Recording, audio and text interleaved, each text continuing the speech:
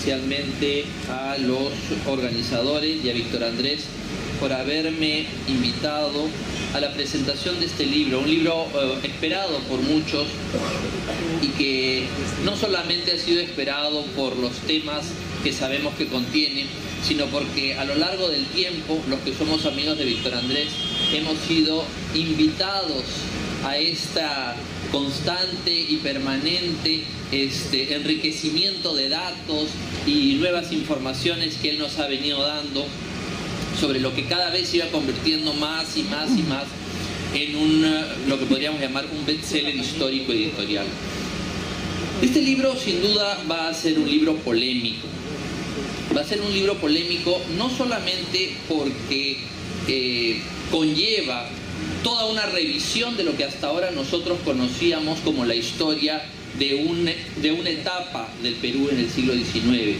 Y obviamente las consecuencias para aquellos que estuvieron a un lado o a otro de ese acontecimiento, de ese momento, sino también para aquellos que hoy en día consideran que son herederos o políticos o históricos o personales de aquellas pugnas que fueron tan intensas en el siglo XIX. ¿Esa polémica es buena o es mala como principio para una discusión sobre un libro? Esta polémica es buena. La historia debe ser polémica. La historia debe permanentemente estarnos invitando a una nueva reflexión. Todos los países que prosperan en el estudio, en el análisis y en la investigación de sus acontecimientos, en la reflexión sobre su futuro a partir de sus hechos del pasado, están permanentemente cuestionando los acontecimientos de su pasado reciente e incluso lejano. Los historiadores y los que somos aficionados a la historia tenemos ese compromiso y esa responsabilidad. Hoy en día en Inglaterra, por ejemplo, está en cuestión si Shakespeare existió o no existió. Algo que podría ser considerado una traición a las letras y a la literatura británica. Hoy día en Inglaterra se preguntan si escribió Shakespeare o no escribió Shakespeare sus obras. Y a unos les gusta y a otros no les gusta. Pero eso no lleva ni conlleva a nada más que el enriquecimiento de una comunidad. Porque de esa dialéctica va a salir la verdad. Va a salir la verdad histórica, que es la que le interesa a los historiadores, los aficionados, los maestros, los alumnos, y todo un pueblo saca una lección histórica. Plantear y poner un libro polémico en un país donde la historia está hecha de repeticiones y reiteraciones francamente aburridas, francamente complacientes, francamente pactistas, y utilizando la frase de González Prada, ¿no? Hechas para no mortificar a nadie, para hablar a media voz. Un libro así es un libro que nos invita a la reflexión y que me permite decir que yo felicito a Víctor Andrés, que haya tomado con tanta pasión, con tanto interés, con tanto, podríamos decir, rigor y disciplina, el esfuerzo de esta investigación. El libro es un libro extraordinariamente bien escrito y con una documentación sobresaliente. Yo les digo, de la documentación histórica y de las pruebas y evidencias de lo que se argumenta, en la literatura histórica peruana pocas veces se han presentado tantos documentos y tan sólidos documentos sobre la materia que se ha investigado. Y eso debe, una vez que lean el libro, llevar a la reflexión de la enorme dedicación y del enorme compromiso de Víctor Andrés con la materia que decidió estudiar y que es motivo de la presentación de este libro. Ese debate que va a surgir a partir de ahora va a cambiar diametralmente la historia del siglo XIX.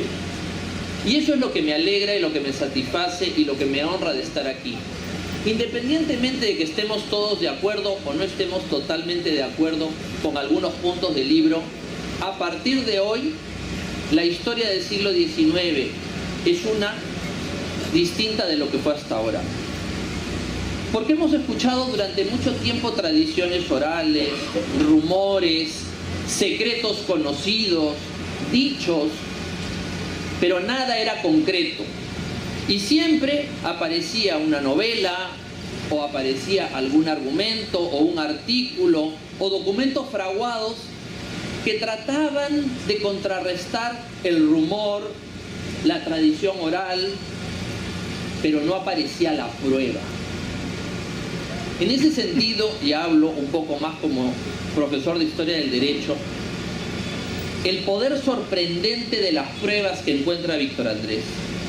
Víctor Andrés hace un itinerario, hace una instrucción, abre una investigación fiscal sobre este expediente de la vida y la biografía de un presidente del Perú, sin duda polémico, y va encontrando las relaciones, pero no solamente las relaciones, va probando las hipótesis con documentos de archivos en las cancillerías inglesa, la cancillería francesa, el archivo de la Universidad de Columbia de la Casa Grace, archivos notariales en Chile, archivos notariales en el Perú, registros civiles, etc.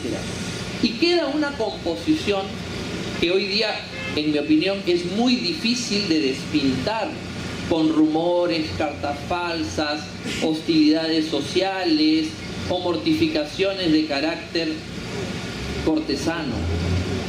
Esta fotografía ya es un expediente de cargo. Sin duda alguna, habrá un expediente de descargo.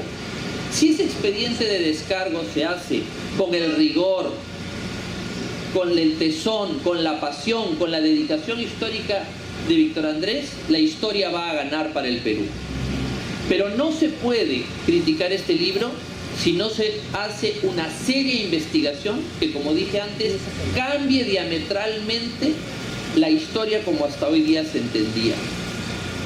Víctor Andrés pasa del rumor, pasa del ataque, de la acusación, del odio del siglo XIX, y nos muestra a un personaje que yo interpreto, según el libro, como un hombre inteligente, lleno de ambición, que lo que hace es subirse al carro del caudillaje de Ramón Castilla para ser prefecto de Arequipa y apuñalear a Ramón Castilla, que muere en 1867, alzado en armas contra quien había sido su protegido, para traicionar al vicepresidente encargado del mando ilegítimo, Pedro Díez-Canseco, y hacerse del poder. Convierte su pobreza familiar y su inexistencia de títulos profesionales no acreditados hasta ahora, más que en el rumor de sus adeptos, en una fortuna que en 1868 ya estaba reconocida por él mismo como en 100.000 pesos en un banco en Chile. Minas, propiedades, haciendas, surgidas todas con posterioridad a una presidencia efímera, pero exitosa. Pero no solamente se queda en el detalle de los bienes.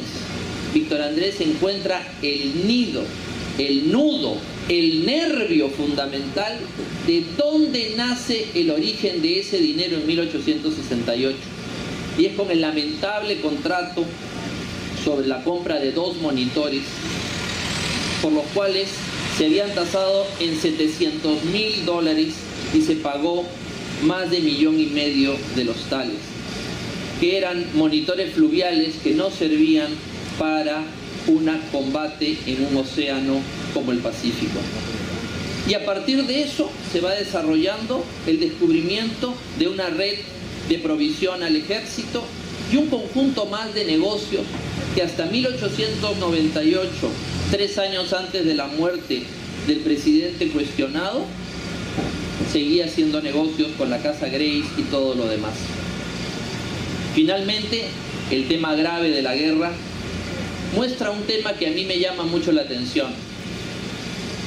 Y es que Bulnes, el historiador chileno, dice claramente, cuando narra casi novelesca, de manera novelesca, la conversación entre el ministro plenipotenciario de Chile y el expresidente Prado, por qué él no podía unirse a Chile contra Bolivia y le dice que él no quiere de ninguna manera ir a la guerra, que incluso por razones egoístas, porque tiene una mina en Chile, lo cual podría quedar como un ataque de un historiador adversario al Perú, muy nacionalista. Víctor Andrés, de una manera sorprendente, ha descubierto la documentación milimétrica de la mina de carbón, que siguió siendo una mina que aprovisionó a la marina chilena que bombardeaba los pueblos del Perú durante la guerra hasta el último de sus días. No estamos hablando de rumores, sino de documentos. Y finalmente, la terrible carta que el almirante Dupétit-Thouars escribe al gobierno francés anunciando la partida del presidente, a la cual el diario El Comercio catalogó de fuga. No la catalogo yo, el diario El Comercio la catalogó de fuga. Y esta opinión terrible que me voy a permitir leer, de un héroe que salvó a la ciudad de Lima sobre el acontecimiento y lo que pasó. Dice Dupétit-Thouars: en mi opinión, Prado encarna la personificación de lo que se puede llamar la clase dirigente del Perú. Son personas que solo piensan en sí mismas, asumen el poder porque los halaga, porque sirve a sus intereses o a sus pasiones, porque el sentimiento del deber, la fidelidad o los compromisos les son absolutamente desconocidos. En cuanto al patriotismo, lo confunden todo con un orgullo personal y con un amor propio siempre exagerado en sus relaciones con los extranjeros. Por debajo de esta clase se encuentran los indios y los mestizos, que si fueran bien administrados, dirigidos, constituirían un pueblo trabajador que explotaría de manera conveniente sus riquezas naturales. La resignación de estas gentes es conmovedora. En estas horas se les arranca de sus trabajos y de sus familias y van con resignación sin la menor queja. Esta carta es prácticamente una constitución sociológica del Perú. En un momento central donde los que estaban llamados por sus privilegios a defender el país lo abandonaron, y donde aquellos que están llamados a ser los que son dirigidos cumplieron su deber más allá de toda honra, más allá de todo deber, hicieron un papel heroico que en la campaña de la Breña se mostró. Creo que es un gran libro, creo que Víctor Andrés ha hecho una gran obra, ha puesto luz donde había la oscuridad, y esa gran obra va a cambiar para bien la percepción que teníamos de la historia del Perú. Yo debo decir, antes de terminar, que me halaga especialmente la invitación de Víctor Andrés, porque yo soy muy amigo de Víctor Andrés, lo aprecio mucho, pero estamos de desacuerdo en casi en todo. Yo no soy virolista, él lo es. Yo soy simpatizante de Fujimori, él no lo es. Él no quiere a Odría, yo admiro al general Odría. Pero en esto sí estamos de acuerdo, en que poner luz sobre la historia es hacer un acto de patriotismo. Yo creo que recordando, para que no se piense que mis palabras tienen un sentido personal, a un presidente que yo también admiro, y yo creo que en eso sí vamos a estar de acuerdo Víctor Andrés y yo, a Manuel Prado Ugarteche, que fue un gran presidente, y que yo creo además que la familia Prado y los herederos políticos de lo que fue el pradismo deberían izar la bandera de ese gran presidente, de ese héroe de la guerra del 41, deberían ver con una luz diferente la historia, y creo que Víctor Andrés ha hecho un gran bien y por eso merece mi saludo, mi agradecimiento y un gran aplauso. Gracias.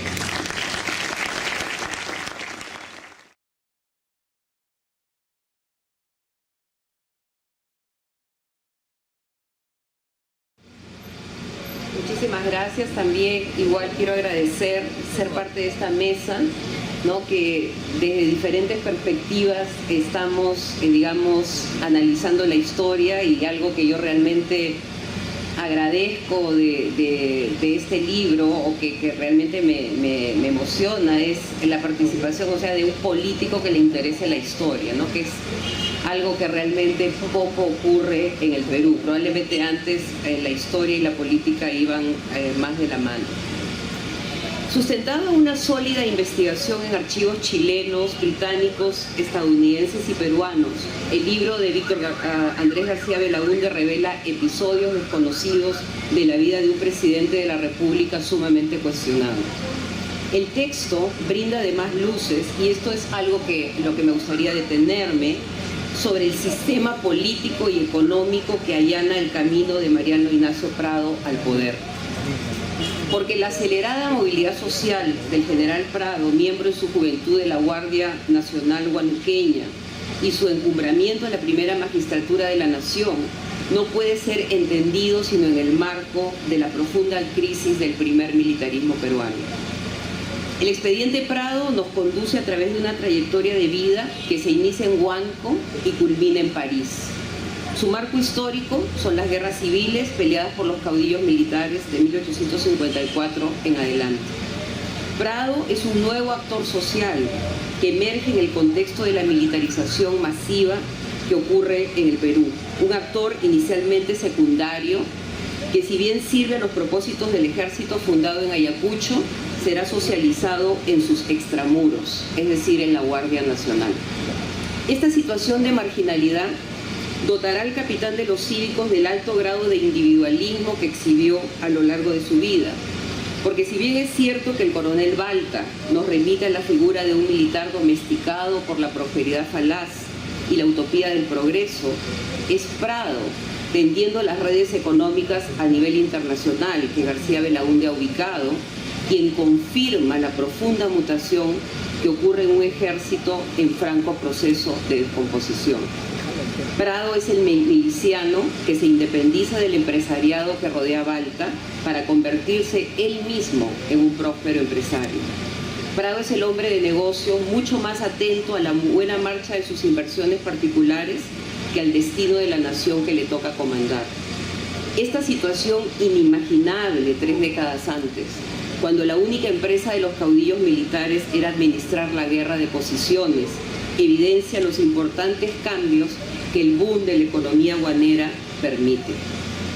Así, la imbricación de lo público y lo privado en la persona del futuro primer magistrado de la nación creará en el largo plazo un conflicto de intereses imposible de evitar. La exitosa trayectoria política y económica de Prado, a partir de su actuación como miliciano, además de litigante asalariado en un confín remoto del Perú, permite complementar la aseveración de Jorge Basadre respecto al hecho que el ejército, y aquí añadiríamos en este caso particular la Guardia Nacional, fue un eficiente mecanismo de movilidad social, si bien en un escenario diferente al analizado por Basadre, ya que Prado pertenece junto a Balta a la generación de los coroneles que sucede a los grandes de Ayacucho, a los mariscales. Un matrimonio estratégico similar al de Castilla y Echenique lo ayuda a enaltecer su posición social. Sin embargo, su oportunidad le llega solo en 1854, cuando en su camino a un mejor destino se encuentra con su mentor, y como muy bien lo ha mencionado Fernán anteriormente, y posterior adversario, Ramón Castilla. Como muy bien lo señala García Belaúnde, la Revolución Liberal de 1854 fue un momento crucial en la vida de Prado. La dinámica revolucionaria trasladó a este capitán de cívicos desde su situación de deportado por sus críticas al echeniquismo hasta la vanguardia que apoya a Castilla en el derrocamiento de su camarada de armas. De Cusco a la Ciudad Blanca, junto al ejército constitucionalista, luego a la capital de la República, cabalga Prado junto a Castilla. El ingreso del teniente coronel al Congreso Nacional a los 32 años de edad es prueba fehaciente de la capacidad que tenía la guerra, y a mí este me parece un punto fundamental, de reinventar identidades y además forjar espacios políticos para nuevos actores sociales que surgían en medio de la inestabilidad reinante. La potencialización y reformulación de la guerra interna, o sea, esta es toda la guerra que, digamos, cruza el siglo XIX y que corre entre 1834 y 1844 en su primera fase, se va a producir durante la internacionalización de la economía peruana. El guano, y esto está muy documentado en el libro, crea inmensas posibilidades económicas para los nuevos administradores de la maquinaria bélica. Dentro de este contexto, García Belaúnde nos acerca a un momento clave en la vida de Prado y en la evolución de la guerra decimonónica. Esto es cuando el coronel, en su calidad de prefecto del importante departamento de Arequipa, asume junto a su concuñado Carlos von Heyde las riendas de la industria bélica. García Belaúnde explica los mecanismos utilizados especialmente por von Heyde, quien desde la estratégica aduana de Islay levanta los fondos para la revolución que su concuñado lidera.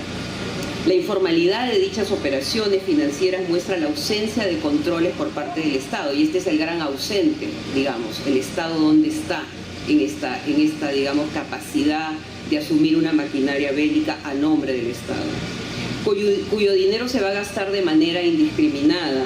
Sin embargo, estas prácticas ya no deberían sorprendernos. Maletines llenos de dinero, emisiones sin respaldo, incluso el desvío de fondos recolectados para la revolución conforman el escenario de la volátil política nacional del siglo XIX.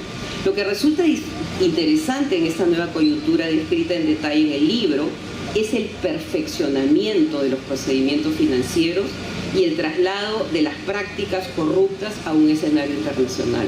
Este proceso se materializa en la medida que la guerra se traslada a Lima y deriva desde ahí en un conflicto armado entre España y sus antiguas colonias. La crisis política interna y la marginalidad de Prado, por entonces enemistado con muchos de los viejos jerarcas militares, determina que la notificación de su ascenso al grado de general llegara de Chile. Porque si bien es cierto que durante la década de 1860 el americanismo reinaba, desde México hasta Cabo de Hornos, y había muchos nombramientos similares, es bueno recordar que a pesar de sus errores, los generales peruanos, los mariscales peruanos, nunca obtuvieron ascensos otorgados en Chile. Los mariscales desde Gamarra en adelante recibieron sus galones de las manos de sus pares en el Perú. Tanto había cambiado la cultura e incluso el protocolo del ejército, y esto es bien interesante porque se va notando, digamos, una presencia mayor de alguien que pertenece a la Guardia Nacional y no al ejército de línea, que a raíz del confinamiento, digamos, del ejército en Lima, una situación que ocurre a partir de 1860, que el comando del ejército está en el torreón de Real Felipe y no en el incierto y peligroso campo de batalla serrano del pasado. Porque vale la pena recordar que Domingo Nieto muere pobre en el Cusco, con el cuerpo destruido por 25 años de guerra. De igual manera ocurre con Agustín Gamarra, quien fallece conduciendo al ejército peruano en su trágica derrota en Ingavi.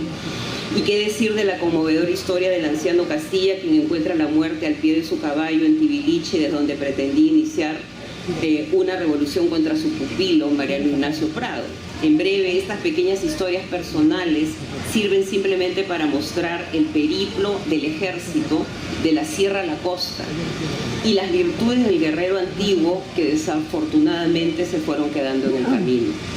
Es tal vez en homenaje a la reserva moral de la nación que tiene el mariscal Cáceres a su más importante representante que García Belaúnde profundiza en la vida y también la muerte de dos de los hijos naturales de Mariano Ignacio Prado, Leoncio y Grosio.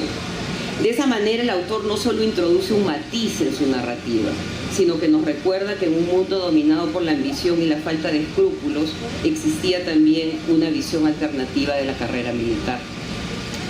El expediente Prado, y acá termino, explica cómo una acumulación capitalista del siglo XIX basada en un modelo mixto, patrimonialista en el Perú y burgués en el periodo de inversión y expansión en Chile, dio lugar a un imperio económico en el siglo XX. Este se caracterizó por su carácter innovador en sus inicios y la repetición en su fase madura de las prácticas patrimoniales de los años aurorales. Esta situación que el libro explica en detalle fue la causa de su colapso y posterior disolución.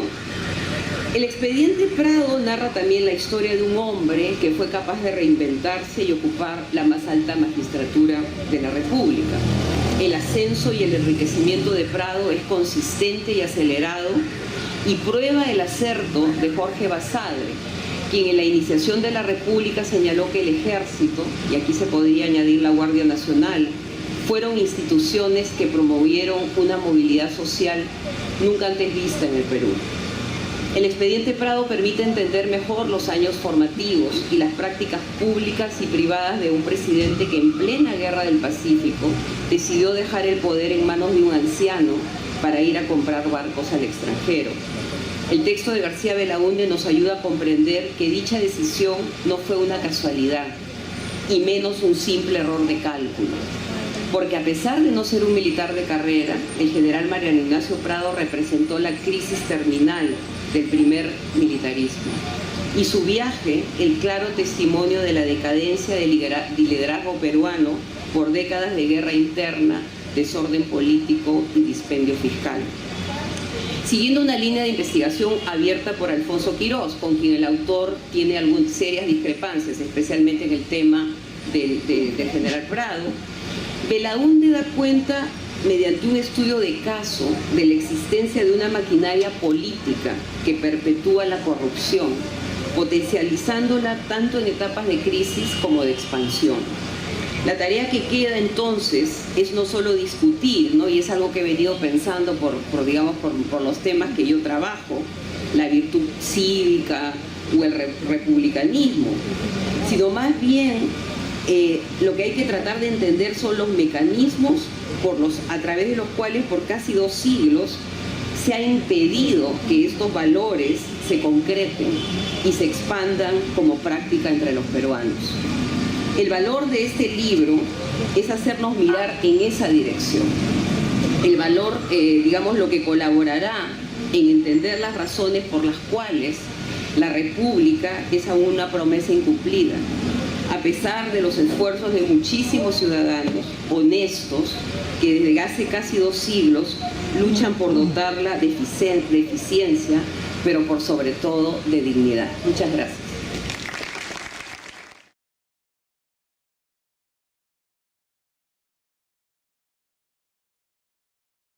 Gracias. Primero, quiero pedirle las mismas disculpas que le pedí a Víctor Andrés por no haber llegado oportunamente, y me disculpo con ustedes.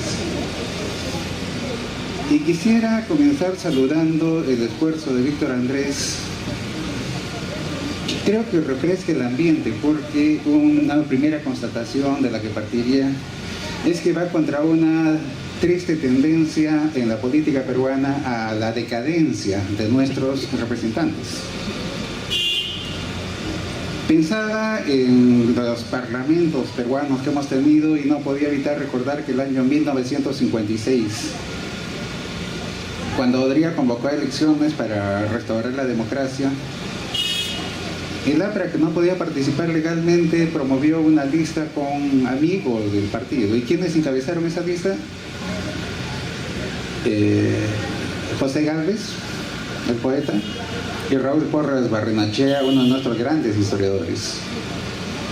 El Parlamento ha tenido gente de mucho prestigio. Y si comparamos estos intelectuales con el elenco actual, es para llorar, ¿no? Simplemente tengo que recordar que cuando Mario Vargas Llosa obtuvo el Premio Nobel de Literatura, tuvimos 2 parlamentarios que opinaron. El primero, que Mario Vargas Llosa había escrito Los perros hambrientos, y una parlamentaria que dijo que había escrito Ñacatita. Esta triste decadencia que se expresa también en la falta de escrúpulos intelectual, ¿no? Me remito a un par de noticias salidas el día de ayer.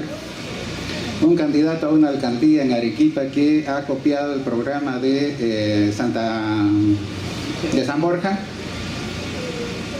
Y en Arequipa, en el pueblo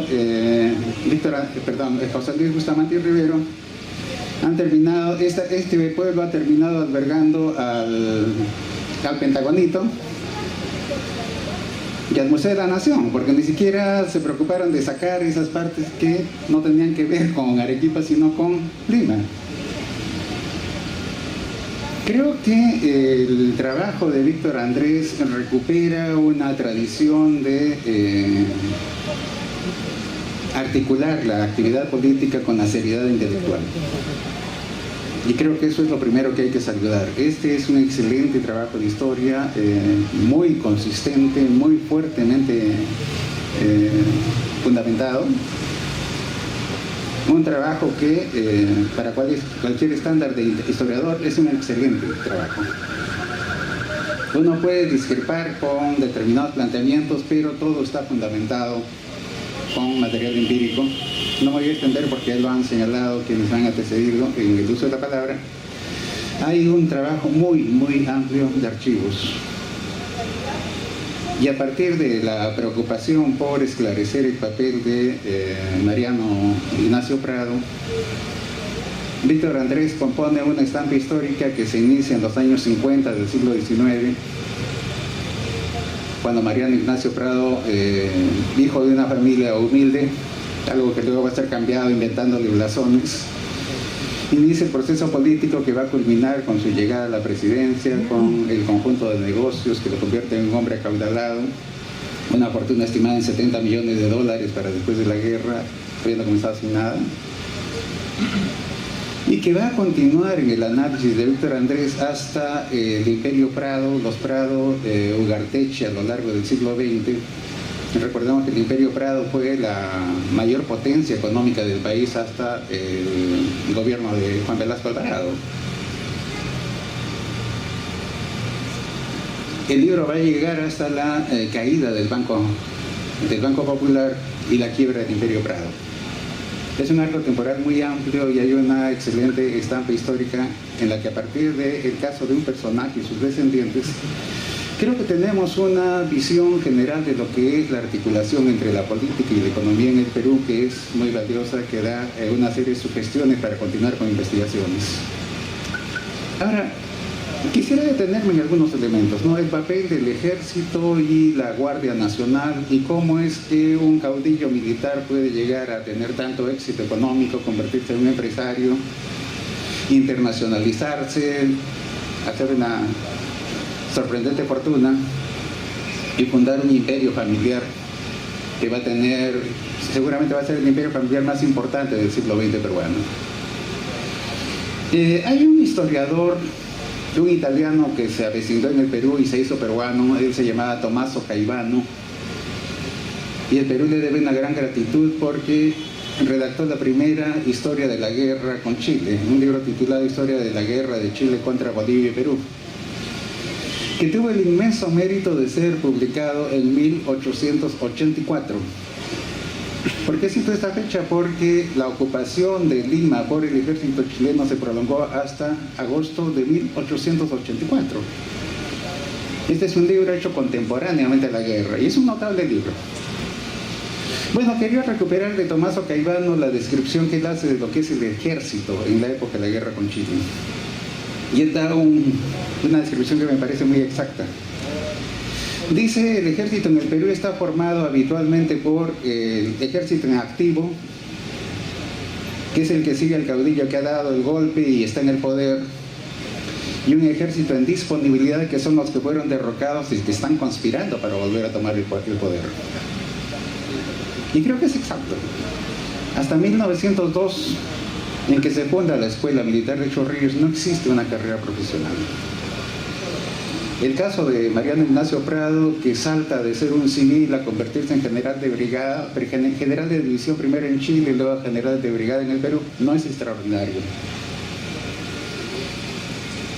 Para no ir más lejos de la guerra con Chile, el propietario de la hacienda Udima, la hacienda más importante de Cajamarca, Miguel de Iglesias, termina de ministro de guerra y conduciendo el ejército peruano durante la defensa de Lima, sin ninguna formación militar.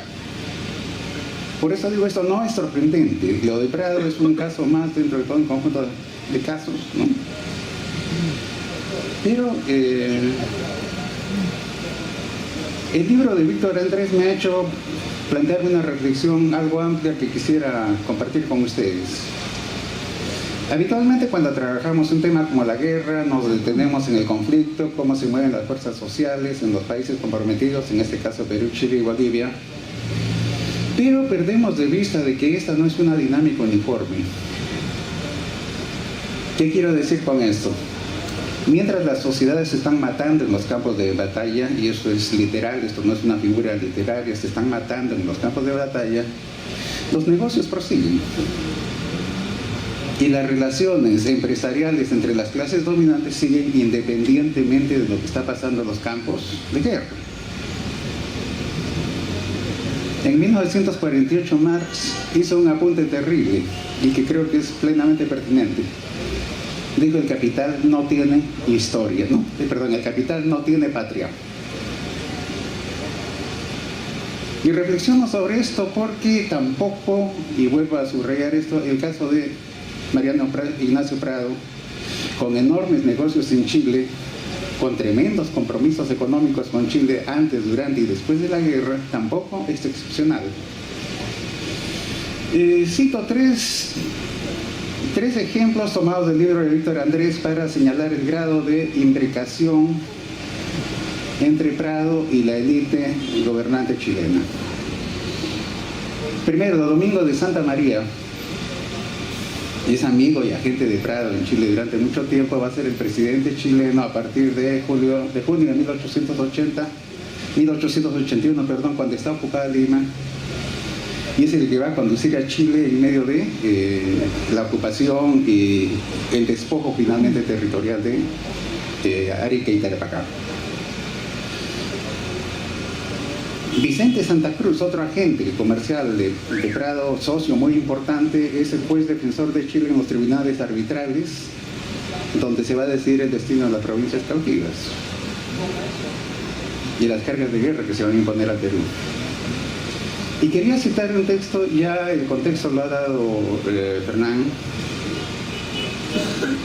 Quería citar un texto de un artículo de Jorge Basadre, rescatado por Víctor Andrés y que desapareció de la circulación. En este Jorge Basadre habla de la relación entre Joaquín Godoy, ministro plenipotenciario chileno, y Mariano Ignacio Prado. Y es en el momento en que se está decidiendo el inicio de la guerra. Se está decidiendo si el Perú entra o no entra en la guerra. Cito: ¿cómo es posible que vayamos a la guerra? Esto dice Prado, ¿no? Extendiéndose en consideraciones, le recordó a Godoy que estaba ligado por aspectos profundos a la sociedad chilena, que lo había acogido cariñosamente en la época de su destierro. Le agregó que su fortuna estaba radicada en un establecimiento carbonífero en Chile para manifestarle que deseaba la paz, no solo por gratitud, sino hasta por egoísmo. Quiero rectificar, este texto es de Bulnes, de Gonzalo Bulnes, chileno. Y ahora sí leo el texto de Jorge Basadre, que como verán es convergente. Basadre dice: el ministro Godoy aprovechaba de las íntimas relaciones que tenía con el general Prado desde la residencia de este en Chile durante su proscripción, y de tal manera lo tenía cercado que hacía uso del derecho de entrar hasta en su dormitorio para conferenciar sobre asuntos palpitantes de la guerra. Un grado de intimidad con el representante de Chile en el mismo momento en que Perú estaba por entrar a la guerra más ruinosa de la historia. Ahora, decía que esto no es excepcional y quería comparar con otro caso, que es el caso de Bolivia. Hace algunas décadas se publicó un extraordinario libro en Bolivia hecho por un autor boliviano, él se llama Antonio Mitre, y su libro se titula Los Patriarcas de la Plata. ¿Qué es lo que muestra Mitre en su libro? Que desde antes del inicio de la Guerra del Pacífico se había dado un proceso de convergencia y de asociación económica entre las élites mineras de Bolivia, los llamados Patriarcas de la Plata, de tal manera que cuando comienza la guerra, la burguesía boliviana estaba totalmente atada económicamente a la burguesía chilena y a la burguesía inglesa. Personajes claves como Aniceto Arce, propietario de la mina Huanchaca, la más importante de Bolivia, va a llegar a ser presidente de Bolivia. Su abogado, Mariano Baptista, también va a llegar a la primera magistratura boliviana, y estos en buena cuenta van a negociar la pérdida del litoral a cambio de defender sus intereses mercantiles en la alianza con Chile. Y de la misma manera que Mariano Ignacio Prado sigue haciendo negocios después de la caída de Perú, mientras el Perú está ocupado, sus negocios prosiguen viento en popa en Chile. En Bolivia sucede algo semejante, ¿no? Sobre el mismo puerto que les ha sido arrebatado por Chile en plena guerra, los socios de Huanchaca, entre los que se encuentra Aniceto Arzo, empiezan a construir un ferrocarril para sacar el mineral de Huanchaca hacia el litoral por un ferrocarril chileno inglés, y esto con apoyo de la burguesía boliviana. ¿Qué quiero decir con esto? Que colisionan los intereses nacionales y tenemos a indígenas muriendo en la defensa de la patria, como sucede durante la campaña de la Breña, los enfrentamientos en la sierra peruana contra el ejército invasor, y al mismo tiempo sectores burgueses están plenamente aliados y funcionando en los tres países en defensa de intereses que no tienen que ver con el interés nacional y que están articulados a partir de esa lógica de un capital que es apátrida. Quisiera terminar señalando que creo que es un importante trabajo el que hace Víctor Andrés, por otra parte, para desmitificar una serie de tópicos históricos que se han venido acumulando. El poder económico da también poder político y da poder cultural. Después de todo este proceso, después del tremendo desprestigio de Mariano Ignacio Prado por esta fuga, porque se trata de una fuga, hay que decirlo así, abandonar el país en plena guerra, porque condicionan sus intereses particulares como empresario con los intereses generales de la nación, Mariano Ignacio Prado estaba profundamente desprestigiado en el país. Pero ¿qué sucede cuando sus descendientes se convierten en el poder económico más grande de la República Peruana del siglo XX? Y cuando uno de sus hijos, Manuel Prado Gardeche, llega a ser 2 veces presidente de la República. Ya hay los recursos y el poder para hacer una operación de limpieza y de maquillaje, por la cual los apologistas de Mariano Ignacio Prado terminan convirtiéndolo en un prócer, un gran héroe, un aquilatado patriota. Hay un conjunto de textos que muestran que esto no fue así. Y creo que es saludable que se deba continuar en esta misma línea. El libro de Alfonso Quirós llama la atención sobre que las sombras y las luces no se concentran en un solo personaje. La corrupción es un evento general del país, lo estamos viendo hoy día mismo. Y es triste que más de un siglo después constatemos que las prácticas corruptas que existían en esa época sigan existiendo ahora. Que las letras giradas para Londres en la época de Mariano Ignacio Prado sean reemplazadas por las 50 maletas de Fujimori rumbo a Tokio cuando renuncia, pero que ese sea el país que le damos.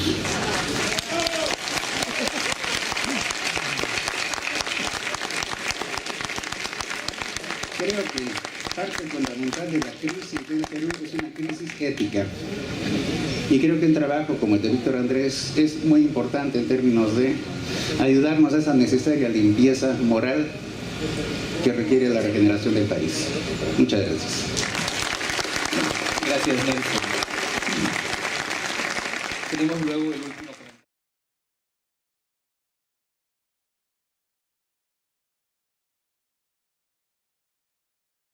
Muchas gracias, Víctor Andrés, por la convocatoria y desde ya felicitaciones por el libro.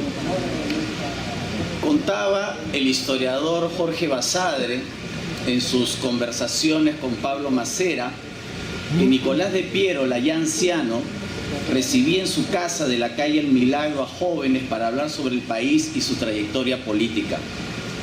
Le había llegado la versión que el viejo caudillo decía que, cuando le preguntaban por qué no se defendía de los ataques que recibía por su actuación durante la guerra con Chile, prefería guardar silencio, que como peruano no quería verse en la obligación de exponer temas muy vergonzosos o desagradables. Creo como historiador que ya es tiempo de hacer una reparadora autocrítica de lo que le sucedió al Perú en la coyuntura de 1870, que culminó con la debacle de la pomposamente llamada Guerra del Pacífico, cuando en realidad fue una guerra por el salitre. La historia oficial, aquella historia patria, quiso maquillar los hechos victimizando al Perú, presa de un histórico expansionismo chileno y cuya dignidad solo pudo salvarse con la inmolación de sus héroes, motivo de orgullo nacional. Toda esta trama se tejió intencionalmente, tratando de ocultar o pasar por alto, en la medida de lo posible, a los responsables de esta debacle, a pesar de las denuncias de Manuel González Prada o de las mismas memorias de Cáceres, en las que se reseña cómo algunos peruanos colaboraban en el repase de los campesinos heridos que peleaban junto al caudillo de la campaña de la Breña. La vergüenza nacional por la derrota y la posterior frustración o impotencia frente al tema del plebiscito de Tacna y Arica hicieron que el recuerdo de los héroes sea mayúsculo y que los mismos historiadores en sus relatos de la guerra se cuidaran en la medida de lo posible de que no saltara la pus en sus textos. Esta versión se instaló no solo en el ámbito académico, sino también en el discurso del espacio público y obviamente en los textos escolares, y así hemos vivido casi hasta hoy. Todo ejercicio de autocrítica debe empezar por dejar de cargar la responsabilidad al otro. Empezar, por ejemplo, en reconocer públicamente y no en cerrados círculos académicos los terribles errores geopolíticos que cometió la clase política de 1870, como fueron la nacionalización del salitre o la firma del innecesario tratado secreto con Bolivia, llevadas a cabo por el gobierno de Manuel Pardo. Se trató de medidas de exclusiva responsabilidad nuestra, pues nadie nos empujó a tamaño despropósito y sus consecuencias fueron nefastas. Le dimos a Chile los pretextos perfectos para que estallara la crisis en 1879. Y no solo respecto al tratado, sino que los sureños entendieron que Hilarión Daza, luego de decretar el impuesto de los 10 centavos, declarara también la nacionalización de su salitre empujado por el Perú.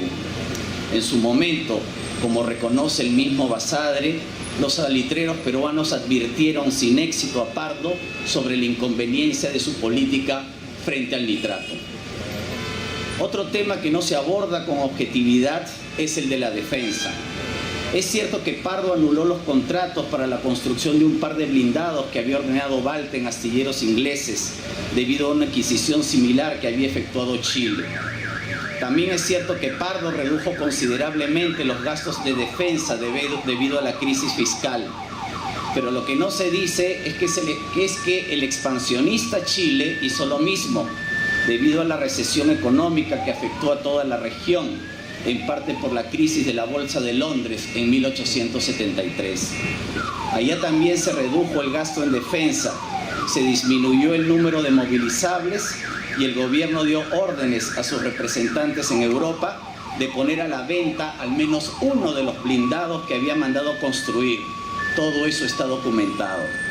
Recordemos que la versión peruana insiste en que uno de los factores de la derrota en la campaña naval fue la diferencia que marcaron los blindados Cochrane y Blanco Encalada frente a las naves peruanas, incluidos, por supuesto, los casi inservibles monitores Manco Cápac y Atahualpa, chatarras adquiridas irregularmente por el personaje que nos convoca esta noche, como bien lo reseña el autor del libro. Entre otros temas, los peruanos parecemos no querer enterarnos, por ejemplo, que debido a que no había gobierno durante los 2 días que transcurrieron entre la derrota en Miraflores y el ingreso de las tropas chilenas a Lima, no solamente hubo desmanes con asaltos a negocios e incendios a locales chinos, acusados injustamente de la derrota, sino también un primer saqueo de edificios públicos, incluida nuestra sufrida Biblioteca Nacional. Tampoco queremos reconocer que, según diversos documentos, durante la ocupación de Lima se desató un mercado negro de tráfico de objetos de arte, en el que precisamente no participaban generales o soldados chilenos. Dicho de manera más clara, no todo el patrimonio cultural, incluido el bibliográfico, que desapareció durante la guerra se fue a Chile, y gente como Ricardo Palma lo sabía. El libro que nos convoca esta noche va en esta dirección de la autocrítica y debemos felicitar al autor por la copiosa reunión documental que apoya el texto. Creo que es uno de los aspectos más relevantes del libro. Podemos estar de acuerdo o no con alguna de sus conclusiones o interpretaciones, pero no podemos regatear el hecho de que éstas se basan en una sólida recolección empírica, no solamente en archivos peruanos y chilenos, sino también en británicos y norteamericanos, como se ha apuntado. Eso ya es un logro. Víctor Andrés se ha convertido en un congresista del siglo XIX, pues ha utilizado todas sus habilidades fiscalizadoras como parlamentario de nuestros tiempos a rastrear la fortuna privada de un personaje que, siendo presidente, abandonó el país en su hora más crítica. Esta inaceptable deserción es otro de los temas del libro.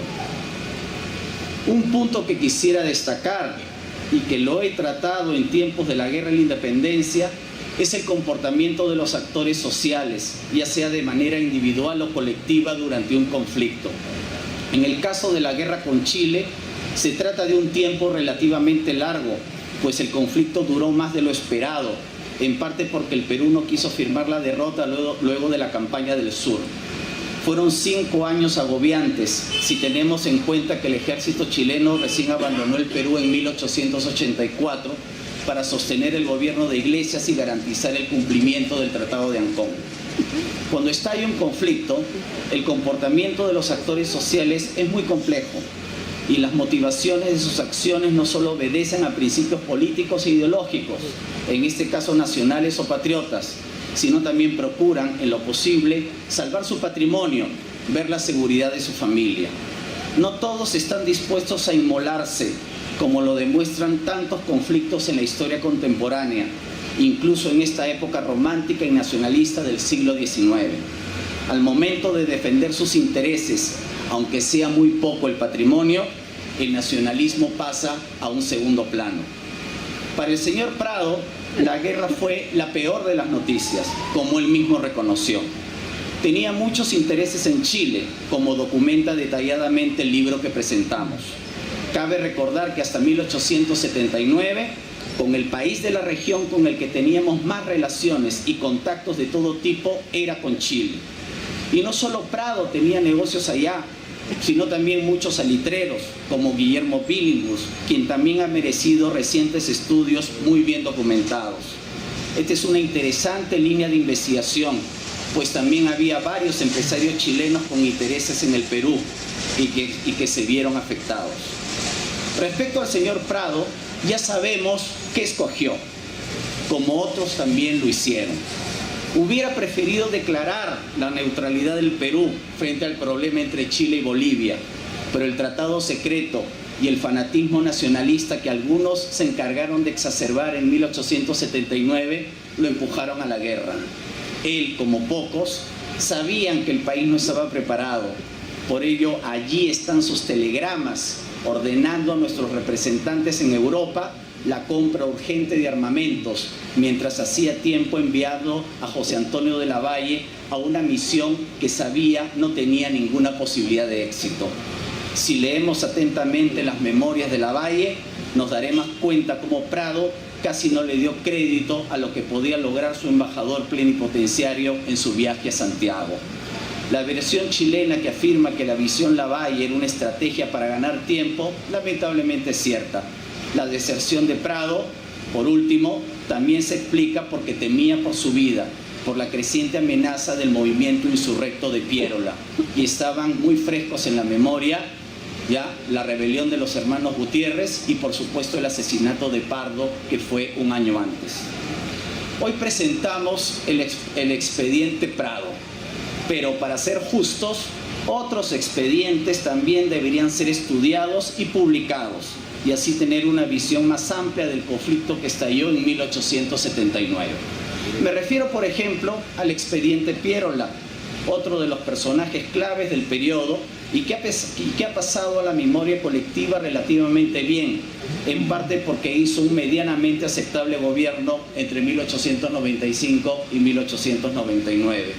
Sin embargo, como bien lo ha documentado el trabajo de Alfonso Quirós, que hemos citado o que se ha citado, la actuación del conspirador arequipeño fue más que lamentable, y no solo por su errática estrategia en la defensa de Lima y su rocambolesco gobierno en las alturas de Ayacucho. Prado huyó, Pero Pierola, durante su dictadura, siguió comprando armas y municiones muy costosas y en ocasiones defectuosas a la Casa Grace, así como a otros proveedores. Gracias a estos negocios, se hizo muy amigo de Grace, como lo revela su correspondencia.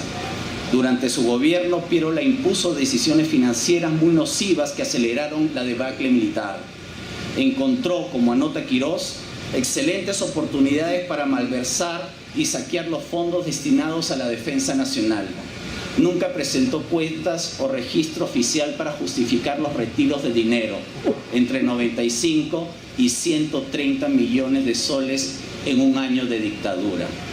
Una investigación oficial llevada a cabo en 1884 encontró que durante la guerra hubo irregularidades extremas en el manejo de los fondos, pero no hubo ninguna sanción. Pierola también huyó, pero su itinerario fue distinto. Primero lo hizo al interior, sometiendo a diversas aldeas y pueblos a expoliaciones para recuperar su caudal político. No le sirvió, por lo que tuvo que dejar el país en marzo de 1882. Se fue a París gracias a los fondos y hospitalidad de su amigo Dreyfus, que le apoyaría en otra campaña para volver al poder cuando las condiciones así lo permitieran. Su amigo Grace también lo apoyó con préstamos en reconocimiento por sus pasados servicios y con la expectativa de su regreso a la presidencia. Esperando entonces la aparición de otros expedientes, saludamos el libro de Víctor Andrés, que merece una lectura detenida, sin tempranas conclusiones producto de una revisión apresurada. Hemos de tomarnos tiempo para digerir cuidadosamente su trabajo y analizarlo con seriedad, con sentido académico, sin apasionamientos nacionalistas que nublan el entendimiento. Muchas gracias.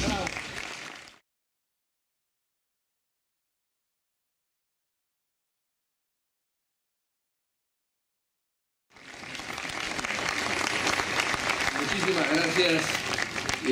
El tiempo es acá más tirano que en la televisión y tenemos que terminar porque hay otro evento que debe empezar ya en este mismo salón.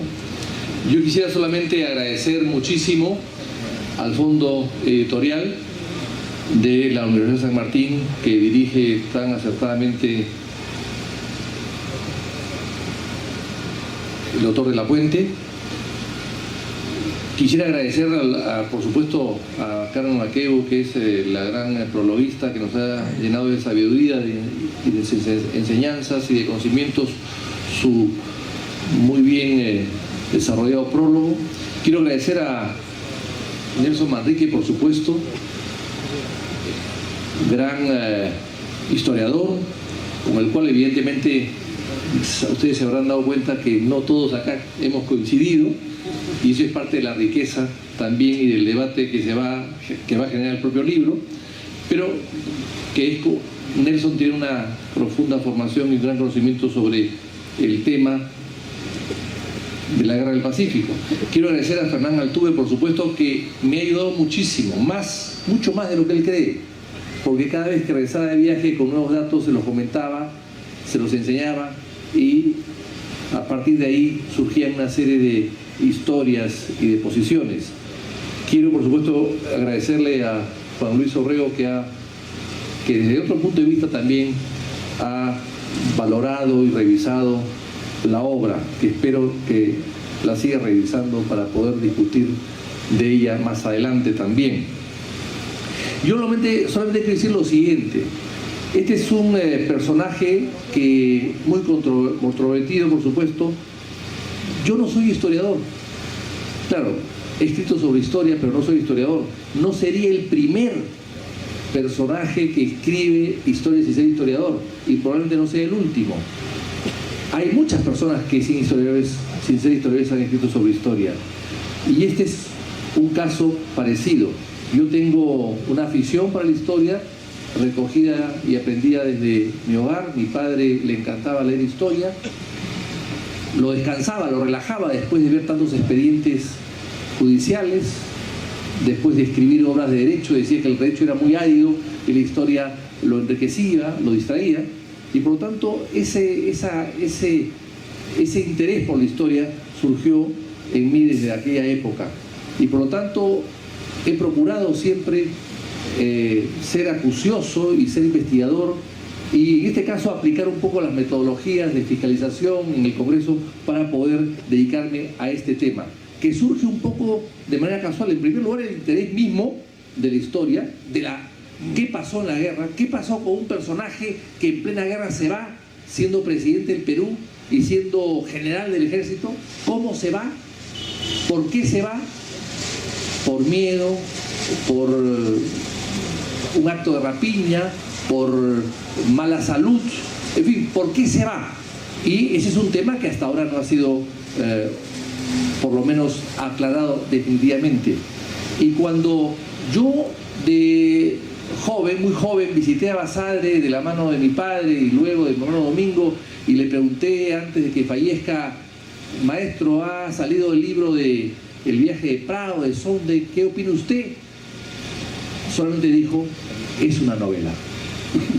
Nada más, es una novela. Y luego, cuando he escrito este libro, porque claro, novelas han escrito muchas sobre el viaje de Prado, sin ningún sustento, todas equivocadas, todas parcializadas. Hay una especie de apologismo del pradismo durante toda la época del Imperio Prado, y ahora también hay algunos que quedan.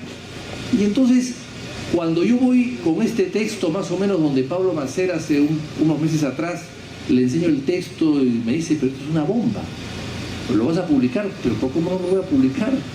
Yo tengo 4 años trabajando en el tema, tengo que publicarlo.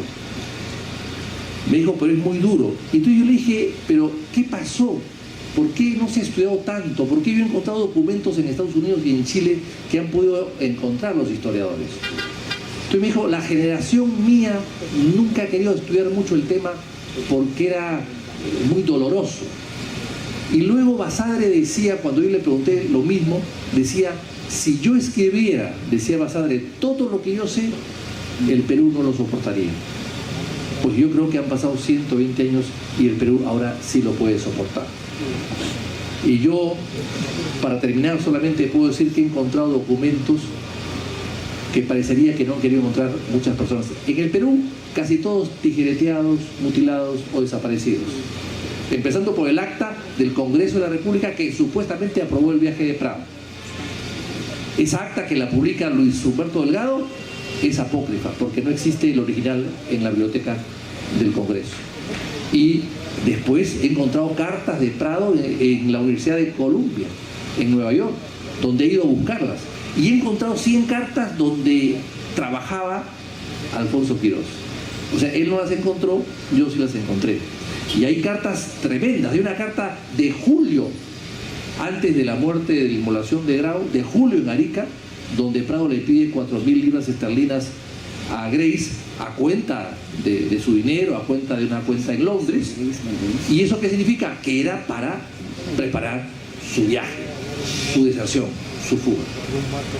Este tipo de cosas las van a encontrar acá y muchas más. Y vamos acá a encontrar también, para terminar, porque me están diciendo que termine, también vamos a encontrar acá escrituras públicas de Prado comprando propiedades en Chile durante la guerra.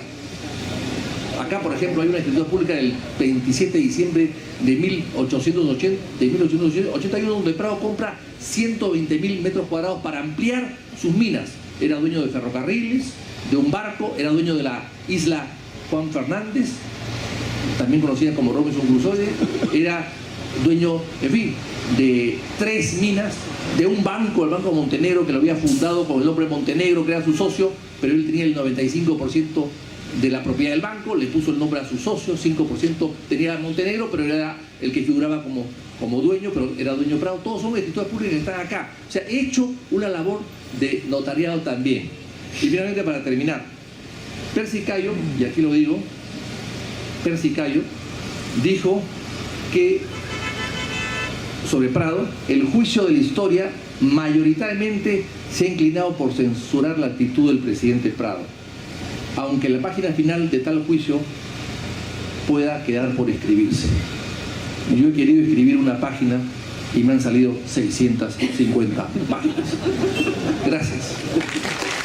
Muchas gracias.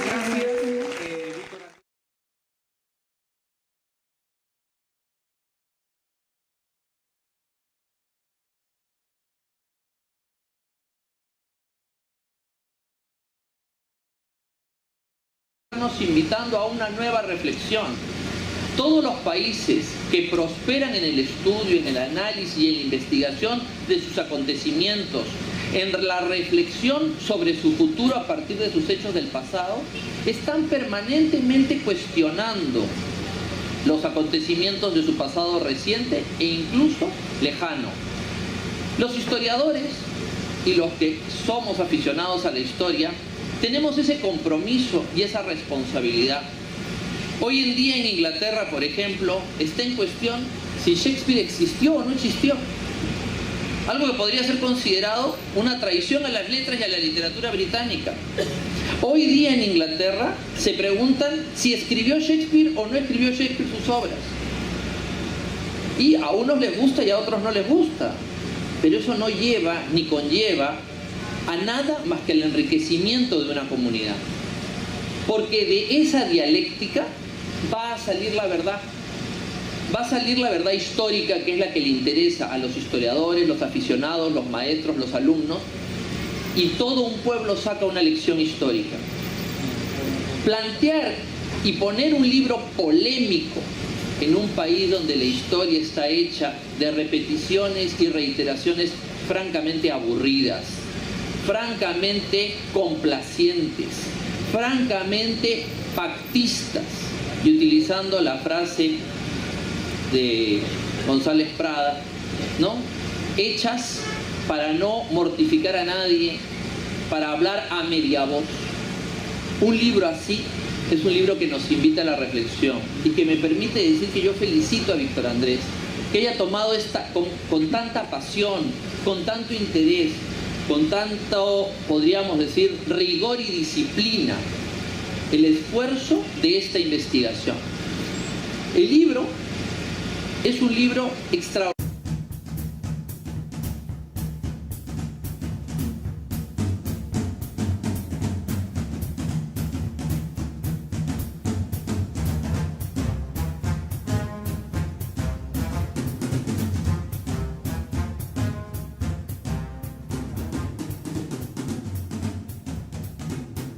En primer lugar, deseo agradecer muy especialmente a los organizadores y a Víctor Andrés por haberme invitado a la presentación de este libro, un libro esperado por muchos y que no solamente ha sido esperado por los temas que sabemos que contiene, sino porque a lo largo del tiempo, los que somos amigos de Víctor Andrés, hemos sido invitados a esta constante y permanente enriquecimiento de datos y nuevas informaciones que él nos ha venido dando sobre lo que cada vez se iba convirtiendo más y más y más en lo que podríamos llamar un bestseller histórico editorial. Este libro sin duda va a ser un libro polémico. Va a ser un libro polémico no solamente porque conlleva toda una revisión de lo que hasta ahora nosotros conocíamos como la historia de una etapa del Perú en el siglo XIX.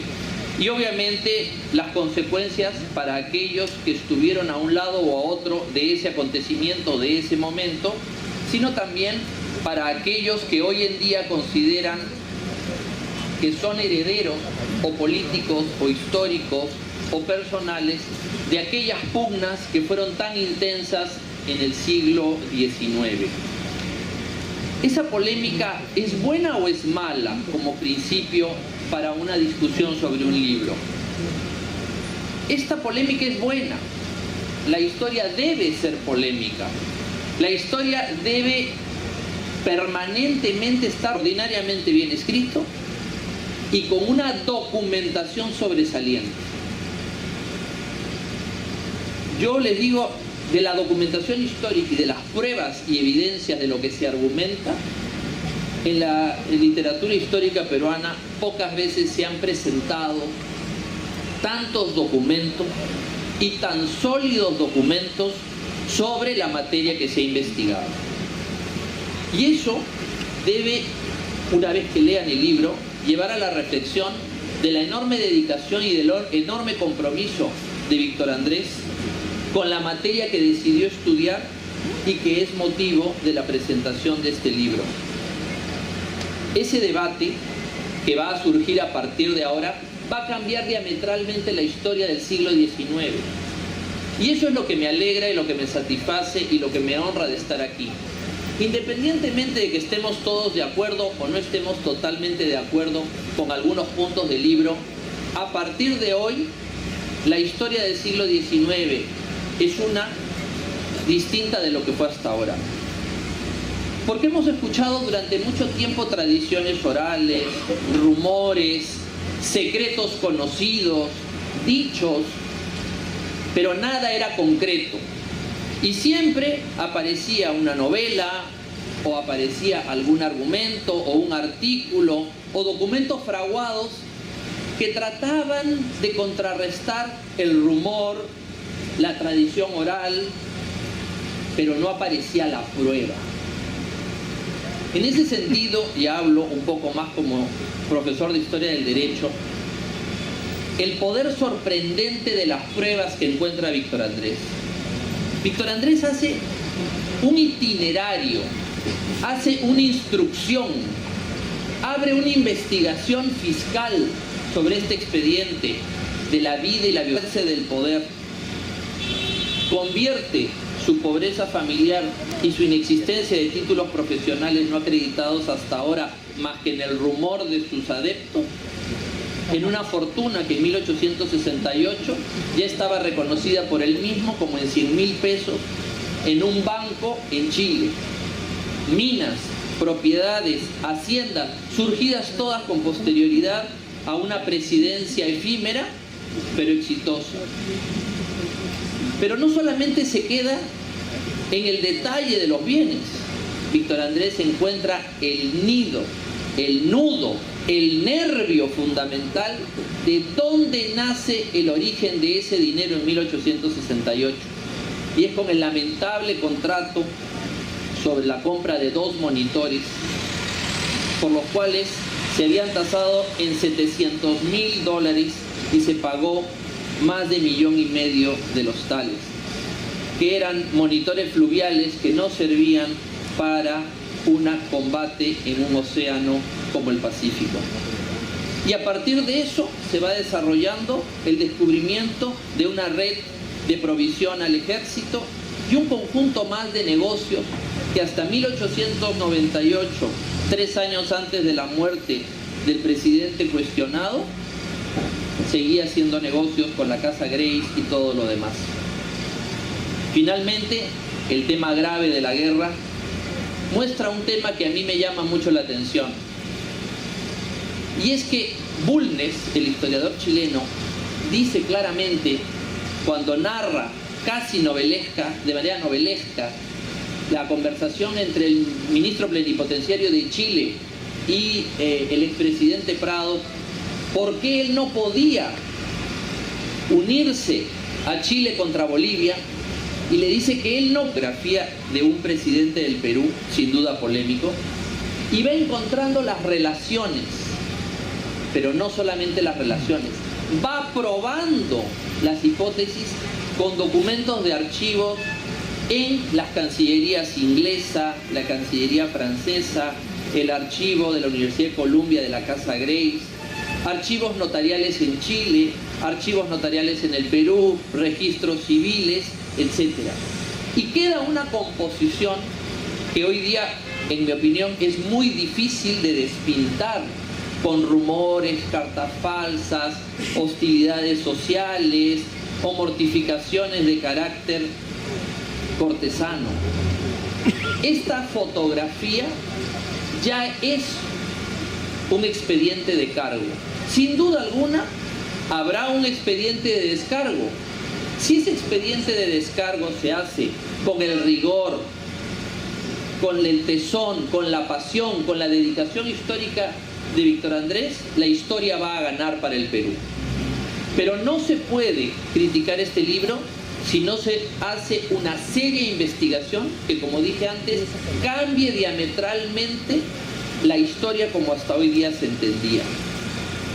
Víctor Andrés pasa del rumor, pasa del ataque, de la acusación, del odio del siglo XIX y nos muestra a un personaje que yo interpreto, según el libro, como un hombre inteligente, lleno de ambición, que lo que hace es subirse al carro del caudillaje de Ramón Castilla para ser prefecto de Arequipa y apuñalear a Ramón Castilla, que muere en 1867, alzado en armas contra quien había sido su protegido. Para traicionar al vicepresidente encargado del mando ilegítimo, Pedro Díez Canseco, y hacer